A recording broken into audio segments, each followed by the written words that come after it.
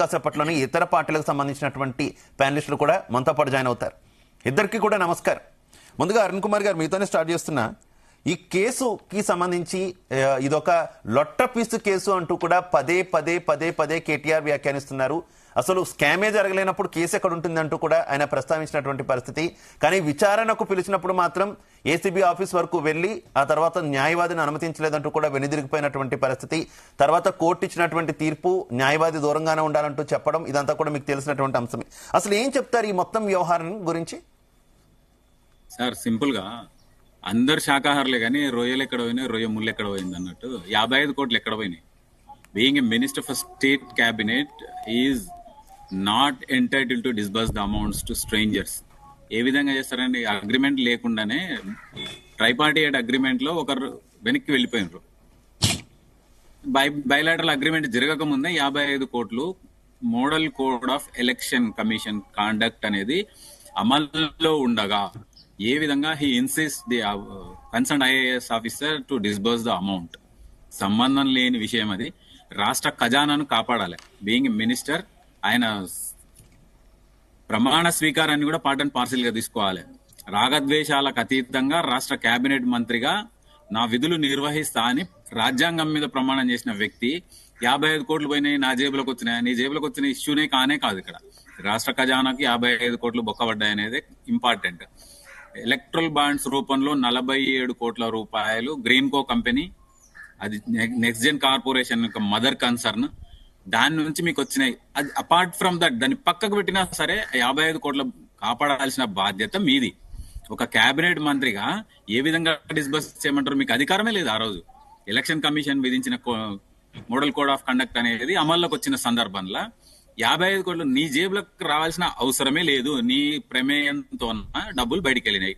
ఇంకొక పెద్ద ఎపిసోడ్ ఏంది, మన 6వ తారీఖు నాడు 10 గంటలకు పోతారు, రోడ్డు మీద ఉన్న ఒక ఆఫీసర్తో ఆయన మాట్లాడతారు. నన్ను నా అడ్వకేట్ ను పంపిస్తేనే లోపల కదా. ఆయన ఎవరండి? ఆయన స్ట్రేంజర్. రక్షణ కొరకు వచ్చిండు. మీ రక్షణ కొరకు ఏర్పాటు చేయబడ్డ రక్షణలో భాగంగా వచ్చిన డిఎస్పీ.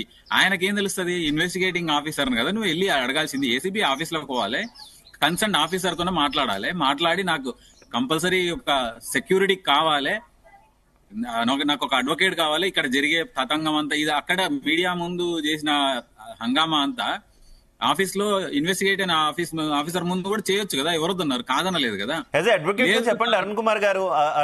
యాజ్ అడ్వకేట్ గా చెప్పండి, ఈ కేసు విచారణకు సంబంధించి వెళ్తున్నప్పుడు ఆయన అది నా హక్కు, భారత రాజ్యాంగం నాకు కల్పించినటువంటి హక్కు, ఖచ్చితంగా కూడా అడ్వకేట్ ని అలౌ చేయాల్సిందే అని అంటూ కూడా ఆయన చెప్పారు కదా. నిజంగా క్లాజ్ ఉందా? అంటే కోర్టులు అనుమతిస్తేనే అడ్వకేట్ ని అలౌ చేస్తారా, లేదంటే అసలు ముందే అడ్వకేట్ ని తీసుకెళ్లి విచారణలో అలౌ చేసేటటువంటి సిచ్యువేషన్ ఉందా? సమస్యనే లేదు సార్. 41D చెప్తుంది అడ్వకేట్ అసిస్టెన్స్ గురించి, అడ్వకేట్స్ హెల్ప్ గురించి. 41D లో ఏముంది? టు మీట్ హిజ్ అడ్వకేట్ అంటే, టు మీట్ హిజ్ అడ్వకేట్ అంటే ఇన్వెస్టిగేషన్ లో భాగం కదా. అది ఆయన వెళ్ళాలి, ఆయన చెప్పేది చెప్పుకోవాలి. లేదు మీ మీద నాకు అనుమానం ఉంది, మీరు చేసే స్టేట్మెంట్లు నాకు నమ్మకం లేదు, మీరు తర్వాత ఏదో చెప్తారు. అసలు సంతకాలే ఉండవు దాంట్లో 161 స్టేట్మెంట్లలో. సాక్షులు వచ్చి కానీ అక్యూజ్ వచ్చి కానీ చెప్పినప్పుడు రికార్డ్ చేసే కన్ఫెషన్ స్టేట్మెంట్ లో పార్టీ సంతకాలే ఉండవు. అయినా సరే ఇంకొక చిన్న క్వశ్చన్ అడుగుతా నేను. మీరు ఏదైతే స్టేట్మెంట్ ఇస్తారో మీ న్యాయవాది సమక్షంలో, దాన్నైనా సరే కోర్టులో కనీసం ఒప్పుకుంటారా? దానికి ఎవిడెన్షియరీ వాల్యూ లేదు. కోర్టే దాన్ని యాక్సెప్ట్ చేయదు. మళ్ళీ విట్నెస్లను పిలుస్తారు, మిమ్మల్ని కూడా 2 సార్లు ఎగ్జామినేషన్ చేస్తారు. అక్యూజ్డ్ ఉన్న వ్యక్తిని కూడా కేసు ట్రయల్ స్టార్ట్ అయ్యే ముందు ఒక ఎగ్జామినేషన్ ఉంటుంది. ట్రయల్ పూర్తయిన తర్వాత మొత్తం సాక్షులందరూ ఈ విధంగా చెప్తారు, దీని గురించి నువ్వేమంటావు, ఒప్పుకుంటావా కాదా అంటే కాదు అనాల్సిందే. 2 సార్లు కాదంటేనే కేసు మెరిట్స్ మీద ట్రై చేస్తారు. ఫస్ట్ టైం ఒప్పుకున్నా సరే, 313 ఎగ్జామినేషన్ లో ఒప్పుకున్నా సరే కేసు అక్కడికే అయిపోతుంది, శిక్షలు వేస్తారు. ఈ స్టేట్మెంట్లు ఎవరు కోర్టే యాక్సెప్ట్ చేయదు, సాక్షులు వచ్చినా చేయరు.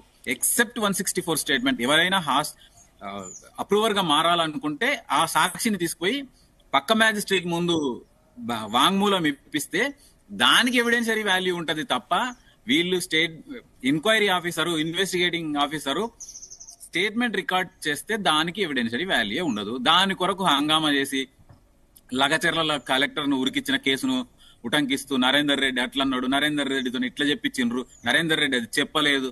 అసలు నరేందర్ రెడ్డి కేసుకు దీనికి ఏం సంబంధం? మీరు ఇప్పుడైనా సరే, ఇప్పుడు అడుగుతున్నా నేను, ఈ రోజు అయినా సరే మీ న్యాయవాది సమక్షంలో జరిగే స్టేట్మెంట్ ను రేపు మీరు కోర్టులో ఒప్పుకుంటారా?